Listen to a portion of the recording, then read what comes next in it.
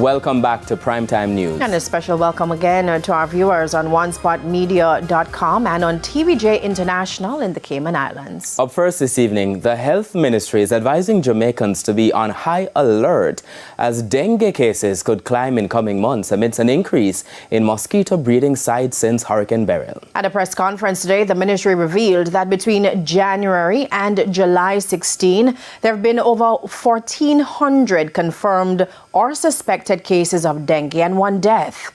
However, the situation could change in coming months. Alicia Williams has our story. Dozens of Jamaicans have been complaining about a mosquito nuisance in and around their homes since the passage of Hurricane Beryl. It's why the Health Ministry saw it fit to update the nation on Thursday. Health Minister Dr. Christopher Tufton explained that before the hurricane, of every 100 houses that were inspected, 18 mosquito breeding sites were found. And now, in the wake of the hurricane, all containers treated, however, have washed out and refilled, thus significantly increasing the number of mosquito breeding sites. And the evidence of that is very, very, very clear. So we are not going to debate that at all. There are mosquitoes all around. We were told of the 74 species of mosquitoes in the island now, only one, the Aedes aegypti, is a carrier for diseases like dengue.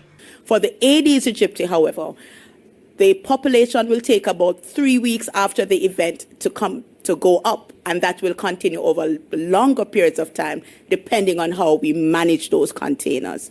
And so for the nuisance, for the next 3 weeks, because we're now 2 weeks post, so for the next 4 weeks, we're going to really be under the pressures of those mosquitoes. But those populations will naturally go down. And while it is too early to state the number of dengue cases since the hurricane, Chief Medical Officer Dr. Jacqueline Bisesa McKenzie said between January 1 and July 16, 2024, there have been 1,406 confirmed, suspected, and probable cases of dengue and 1 death.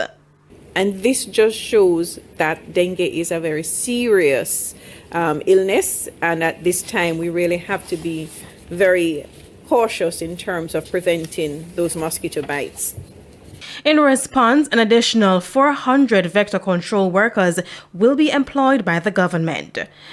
To bring the current number of temporary workers to 1,000, they will be assigned to high-risk communities to identify and treat breeding sites. In addition, they will assist with the fogging activity, so the larvicidal activity that takes place.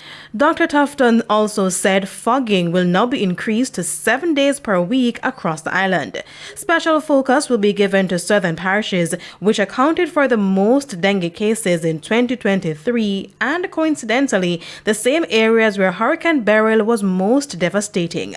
As such, we are covering some 18 to 20 communities per fogging session and 30 for larvicidal work. In the meantime, Jamaicans are being advised to search for and destroy mosquito breeding sites around their homes. Alicia Williams, TVJ News. It's like